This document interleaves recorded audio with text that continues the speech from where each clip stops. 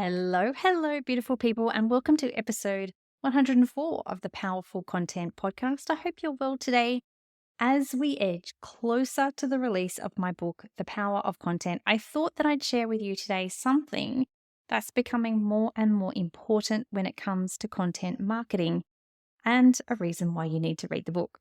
And that's how to stand out with your content when everyone is generating their content via artificial intelligence or AI. It's the reason that I wanted to bring my book to the world now and not wait any longer.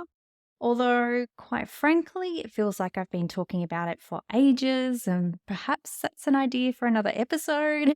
Anyway, in a world that's becoming more and more digital every day, my book shows you how to create content that genuinely connects with your audience and humanizes your business. And you know what? It's about you. And that's the first clue as to what will help you stand out, but more on that in a moment. It's this you-ness that is quickly declining in all aspects of our lives. Disconnection through device addiction. I was on the bus the other morning and every single person I could see had their device out and using it in one way or another. I get that we're busy. I really do. I feel busy a lot of the time as well. But I feel like we're only making ourselves more busy by being constantly connected. Perhaps that's also another episode for another day. Anyway, last week, I also saw a new feature pop up on LinkedIn for premium users, and I honestly don't know whether to be super impressed or super disappointed that we're that one step further away from humanizing our content. This feature gives you AI suggested prompts to comment on other people's posts. You click on that suggestion, you can make some suggested edits if you want to, and boom, comment done. Are we that busy that we can't even genuinely create a comment on a post that comes from our heart? Interesting times, that's for sure. But this is the way we're heading, and we definitely need to embrace technological advancements or be left behind. It's also very obvious to me when I scroll socials, the content that has been written by AI and pasted without alteration or without editing. I have absolutely no problem whatsoever about you using AI to craft your social media posts. Please go ahead and do it. Test, have a play. But please, add a bit of you-ness to it. I can see that you've copied and pasted if one, you use the rocket or calendar emoji. I don't know why, but ChatGPT and other AI systems love those particular emojis.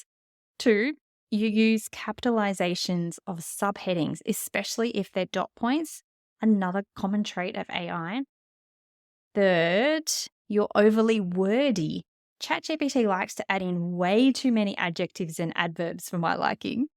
Number 4 is if you're Australian, you forget to change the Z's to S's, as in capitalization or generalize, dead giveaway. And 5, if I know you and it doesn't sound like you, then I'm going to know it's not you. And as a bonus, number 6, the subject headings or first lines are often really long or sound something like AI and your content, a strategic guide, or content in the age of AI, elevating your strategy. I actually asked ChatGPT for these as alternatives for today's episode. Oh, and actually just one more giveaway that I just thought of is accidentally copying and pasting the inverted commas that ChatGPT provides with its answers. Well, okay, so there's a few things for you that you can avoid if you're using AI to write your social media and other content for you. But besides these, let's go back to the you-ness side of powerful content.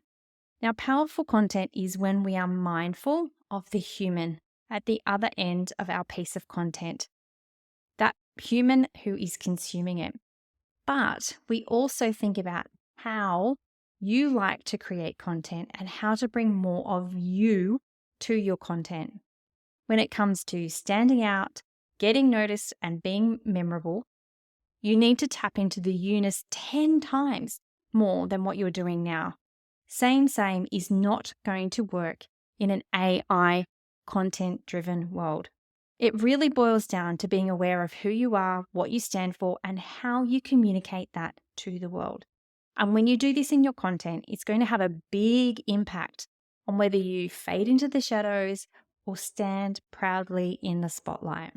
So firstly, bringing more you means focusing on human connection.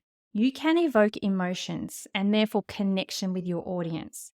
And once we are able to meet our ideal client at that first point in the client journey, which is connect, then we can move them through the subscribe, nurture, and convert stages more quickly and easily.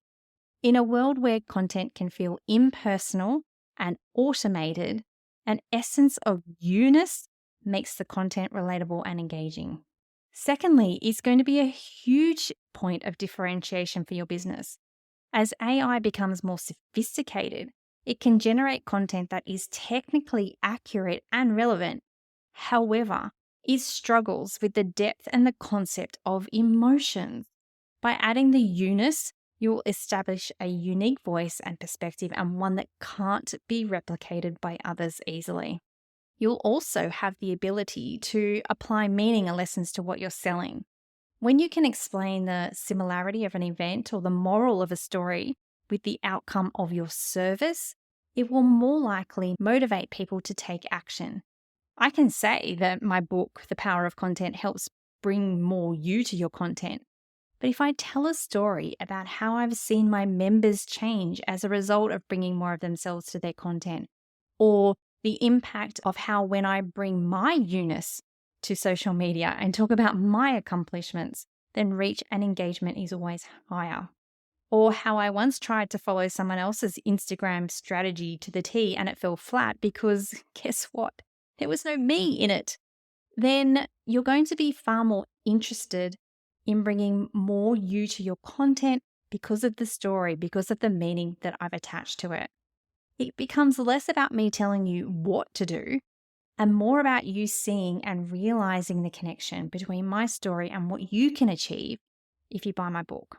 How's that for an advertisement for my book? Seriously though, I hope this helps you see the power of you in your content. And lastly, more you is going to increase your engagement or at least make people notice. Now, we all know that just because you don't have likes or you don't have comments on your social media posts, and it doesn't mean that people are disengaged. Engagement doesn't always mean taking action and taking action publicly. People can like your content. It can make them stop and think. It can entertain them or even change their perspective. But engagement doesn't mean that they'll take the time to like or comment on something.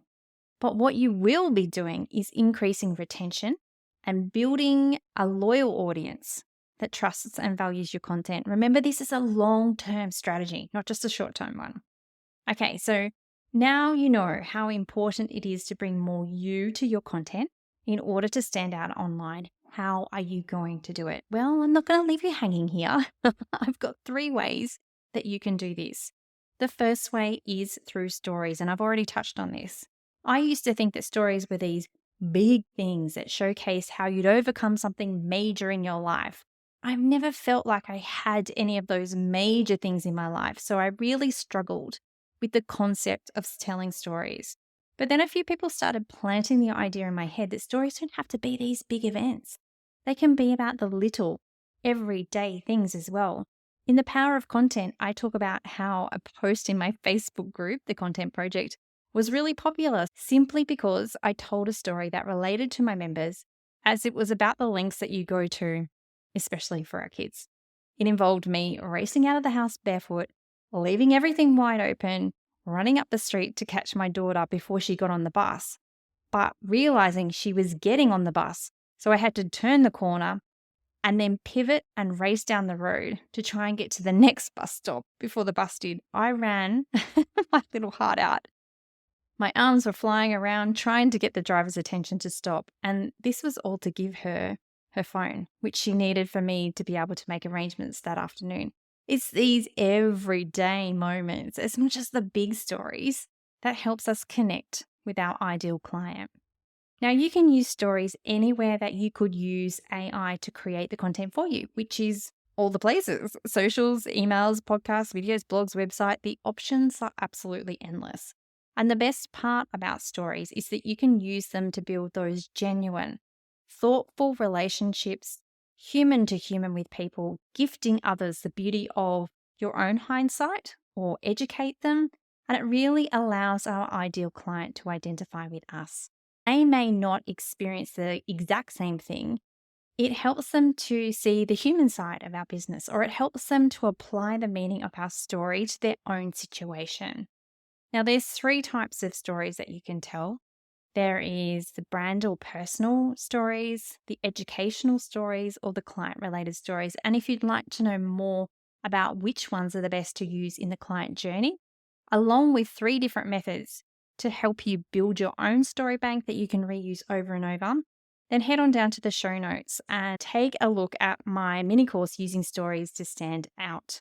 It's really going to help you build that story bank and be able to tell those stories that your ideal client needs to hear. Now, the second thing that's going to help you stand out is having a message that matters. Oh my goodness, I talk about this all the time, but go back to episode 72 to find out more about a message that matters. Now, in my book, The Power of Content, I share the story of when I was about 10 years old. I was totally obsessed with logic puzzles. I don't know whether you've ever seen them, but you can buy like a whole book of them. I'll see if I can find them online and pop a link in the show notes so you can see what I'm talking about. Anyway, I used to love working out the answers based on the clues that they gave you, but it's also what wasn't said in the clues. And I really liken this to creating a message that matters. I struggled for so long to work out what my message was. I followed people, used formulas, watched webinars, downloaded all the things, but I just could not get it. It just didn't click. Turns out I was using the wrong clues. A message that matters is way different to a magnetic message. A magnetic message is something that attracts your ideal client and probably lots of non-ideal clients as well. And it's usually more ideal client-centric. A message that matters is one that's meaningful but contains more of you in it. There's that you-ness again. It's made up of 3 different parts: the who, your ideal client; the what, which are the possibilities you create in your ideal client's life; and the why, which is you, your values and your core beliefs. So whilst a magnetic message would mostly be the who and the what, a message that matters includes the you. Now, if you'd like to find out more about how to craft a message that matters, you can come and join us inside my membership, The Content Effect, where you'll find all the resources and all the support you need to craft yours. So having a clear message that matters is going to help you stand out and be remembered. Now, the third and final thing that you need is thought leadership. Now, this one is a biggie, and it's something that leads on from having a message that matters. So once you're clear on this, your message that matters, you can start building out why it is that you think this way. Personally, I love Odette Barry's approach to this. I'll pop some podcast episodes of hers to go and listen to in the show notes. But a really high-level summary of what she goes into in her series on thought leadership is about these 4 steps. The first one is observation. What are you seeing in your industry, and what are other people or clients or your audience saying about it? The second one is refinement. Is this an idea that's already out there? The third one is challenging it. Have others already written or published materials about this? What evidence do you have to form this view? And the final step, which I absolutely love, is breathing, creating space from your big idea.